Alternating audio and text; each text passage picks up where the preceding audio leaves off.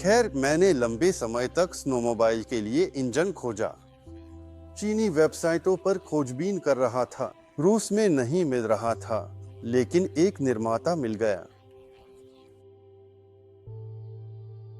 Engine की क्षमताओं के बारे में मैंने LLC सोवलमैश की वेबसाइट पर पढ़ा। मुझे यह पसंद आया कि अन्य इंजनों की तुलना में, जिनकी भी मैंने विशेषताएं पढ़ी, ड्यूनोव मोटर्स के पास हमेशा बहुत उच्च टॉर्क था, और मेरे मामले में स्नोमोबाइल के लिए टॉर्क का निर्णायक महत्व है।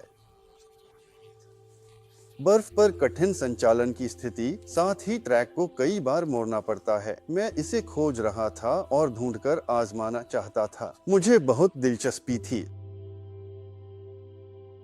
मूल रूप से कुछ भी जटिल नहीं है। सबसे सरल योजना, पेट्रोल इंजन से भी सरल। यहाँ 88 वोल्ट का चीनी निर्मित जनरेटर लदा है।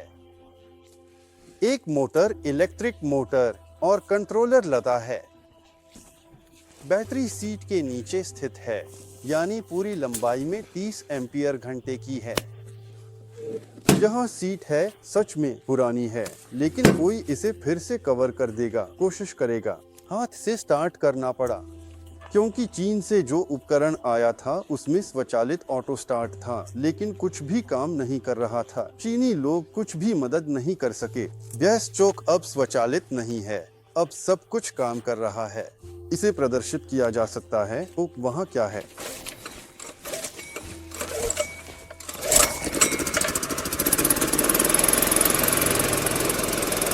आज क्योंकि ठंड है, तीसरी बार में स्टार्ट हुआ। वैसे पहली बार में स्टार्ट होता है। जनरेटर का कुल वजन 17 किलोग्राम है। वजन में यह नहीं बढ़ा। इसमें पेट्रोल इंजन था, जिसका वजन 40 किलोग्राम था, बिना गियर बॉक्स और बिना ट्रांसमिशन के।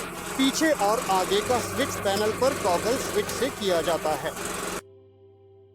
लेकिन जैसा कि मैंने पहले कहा, मेरे पास चीनी इंजन के साथ अनुभव था। उसमें फ्री व्हीलिंग नहीं है, हालांकि उसका वजन थोड़ा कम है। एकमात्र समस्या यह है कि उसमें फ्री व्हीलिंग नहीं है। जब आप थ्रॉटल छोड़ते हैं, वह रुक जाता है। यहाँ यह असिंक्रोनस है। तकनीकी रूप से मैंने पढ़ा है कि यह बिजली की बचत में लाभ प्रदान करता है। स्नोमोबाइल में बड़ी बैटरी नहीं लग सकती, वह भारी होगा। शक्तिशाली जनरेटर नहीं लग सकता, जैसा कि मैं समझता हूँ। वहाँ उसने खुद को साबित किया। जैसे ही लगाया और चलाया, वह वास्तव में ज्यादा ऊर्जा नहीं खाता। उसकी फ्री व्हीलिंग शानदार है। स्नोमोबाइल बिना गति के भी बर्फ पर ढलान में आसानी से चलता है। बस चलता रहता है। मैं हाल ही में गया था। यानी फ्री व्हीलिंग अच्छी है, मुझे यह पसंद है। कभी कभी जंगल में अचानक से हैंडल छोड़ देते हैं। किसी बाधा के कारण इंजन उसे नहीं रोकता, यानी आप आराम से हैंडल छोड़ सकते हैं, गैस छोड़ सकते हैं। वह आराम से और भी चल सकता है। लेकिन चीनी BLDC मोटर पर ऐसा होता था कि मैं चेहरे या ठोड़ी से शीशे पर टकरा जाता था। यह सुखद नहीं है। बिना फ्री व्हीलिंग के कुछ नहीं हो सकता। यह बहुत तेज नहीं है, 50 तक जाता है और 2 सेकंड में मैदान में तेजी से बढ़ता है। लेकिन जंगल में इस गति की आवश्यकता नहीं होती। सुगमता हो ताकि वह बंद न हो। किसी भी समय एक्सीलेटर दिया और वह चल पड़ा। सब कुछ इन इलेक्ट्रोमोटर्स से शुरू हुआ। असिंक्रोनिक, इसमें मैग्नेट नहीं होते, इसलिए यह लगभग हमेशा के लिए होता है। चीनी मोटर का मैग्नेट हर साल 1% खो देगा। इसके खिलाफ कुछ नहीं किया जा सकता। यह भौतिकी है। 10 साल बाद यह 10% शक्ति खो देगा।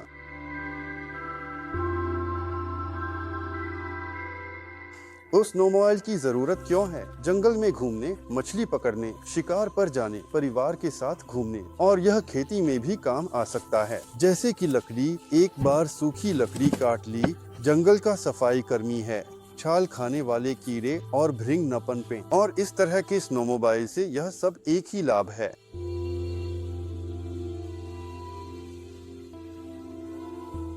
संभावनाएं ऐसी हैं कि भविष्य इलेक्ट्रिक मोटरों के साथ है। चीनी लोग काम कर रहे, हमारे लोगों को काम करना चाहिए, मिलकर इस पर काम करना चाहिए, इसे विकसित करना चाहिए। और पेट्रोल के मुकाबले इसके फायदे हैं, सबके मुकाबले।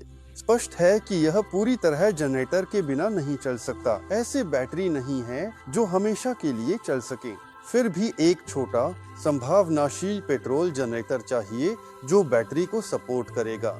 लेकिन यहाँ तक कि स्नोमोबाइल के आधार पर भी यह दिखाया गया कि भविष्य वास्तव में इलेक्ट्रिक मोटरों के साथ है।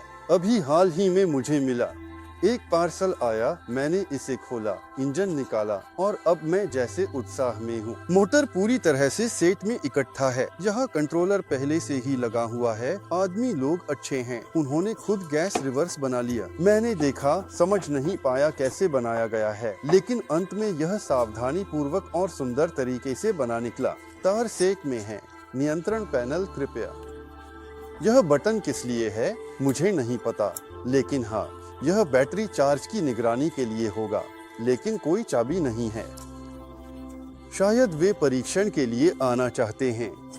आने दें, मैं आमंत्रित करता हूँ। चाबी के साथ आइए, मैं उन्हें फोन करूँगा, वे चाबी लाएंगे और हम परीक्षण करेंगे।